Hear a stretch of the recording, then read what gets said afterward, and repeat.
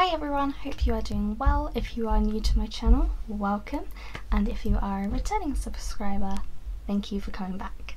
So as you may or may not know, I am doing a hieroglyphics diploma, and each week I like updating a video to explain what I have learned in each module. So today is module 6, and that is understanding the alphabet. It was a good module. I really enjoyed learning it, but there was so much to take in. My brain was like fried by the end of the week, but yeah, there was just so much like similarities in symbols, and you know, it was hard to always remember which one they were because they are so similar, and also a symbol can have like 5 different meanings. So yeah, it was so much to take in, plus because I'm now on module 6, I am over halfway, there's 10 modules, it is getting harder and harder and there's a lot more work involved. But yeah, I'm excited to tell you about what I've learnt. I have tried to condense it, and you know, I make these videos for you to learn about things, but also for me so I can look back and remember those key points. So part 1 was about understanding the alphabet. So the ancient Egyptian alphabet contained 25 simple symbols, but not all words were made up of just these 25 symbols. There were other glyphs that weren't included. The basic symbols just created the foundation. These were single sound hieroglyphs, which were called uniliterals or monoliterals. Birds in hieroglyphs were very important. They were held in high esteem, just as much as man by the Egyptians. The only thing higher was the gods and the king. So, you know, birds were very valued.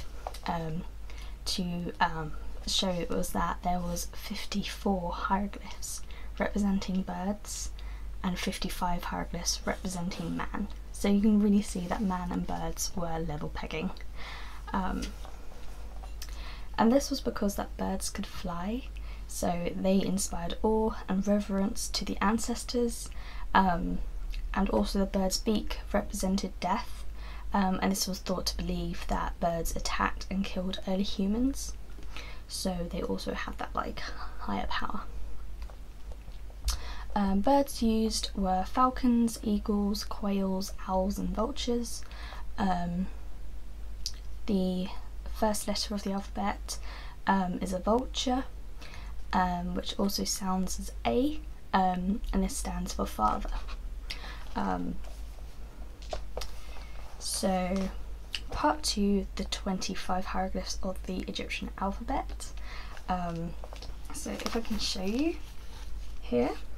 These are hieroglyphs. This is what they represent, the pronunciation and like the wording.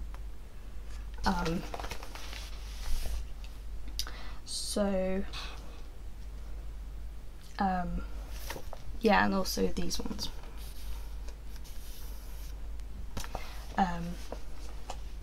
So the like oval, this represented the human mouth, but it also represented the letter R, and the sound would be right. And then another one is this, like, I don't know what to call it, straight line with a round thing. But this represented a bread loaf, and it actually sounded out T for tap. I mean, I like to think of it as you tap a bread loaf. And then you've got the hand, which is actually the letter D. So yeah, there's so much, you know, to remember, and as well, like, sometimes if you had 2 of the same glyphs, they weren't always the same letter, they would create a whole new letter in itself. as depicted by the reeds. If it was one reed, it was the letter I, but if it was two reeds, it was the letter Y. So yeah, it was really like a lot. And as well, they don't have vowels, not like we do, so they would make consonants as vowels. They would recreate their own version. So the exercises that they asked me to do was my name. So my name is Courtney, Shanice is my middle name. So I spelled out Courtney as best as I could, but because they don't have O, I got really stuck. And I didn't know like which glyph to like replace it with. So I'm going to do a little bit more research into that so I can finish that bit off. And then they gave me words to spell out in glyphs, and then they gave me glyphs to find out the word. So that was really cool. So 3 of them were dig, pit and earth.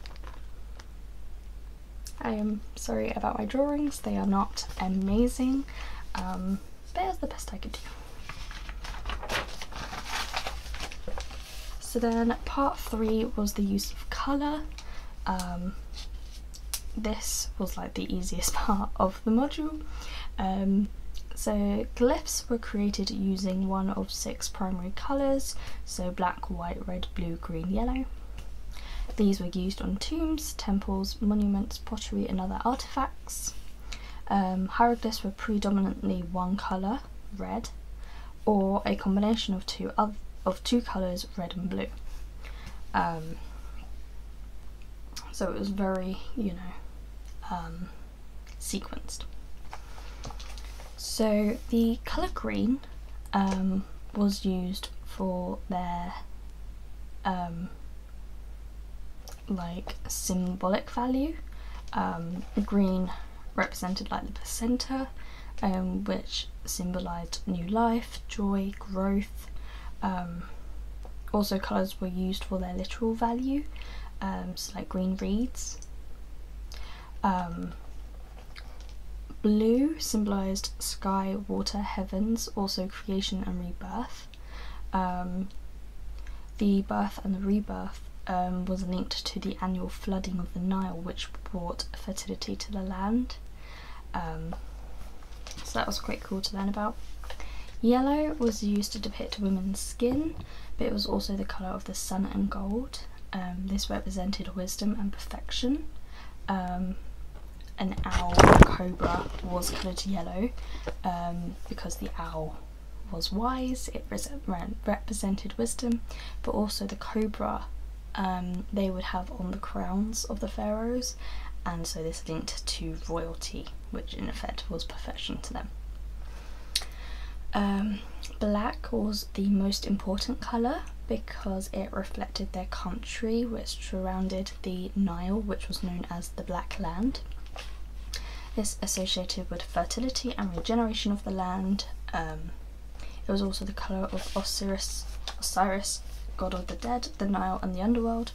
To the ancient Egyptians, black was not just a solid colour, but they would convey all the shades, so this actually went from grey, silver and even white, as this black invoked the progress of regeneration. And then lastly we had red. This was the colour of the dry desert, and it was the colour to convey chaos and hostility, opposed to the black land surrounding the Nile. This was a dominant colour as it represented blood and life, and it also represented man. It invoked protection and power of the blood of Isis. So that was quite cool. And then part 4 was the reading direction. So once you figured out the glyphs, you then have to figure out the order, because hieroglyphs could be written in vertical columns or horizontal lines. They could be read left to right, or they could be read right to left. and then knowing which direction to read depended on which way the human or animal glyphs were facing. They would always face the beginning of the line. So if the symbols faced right, you would read right to left.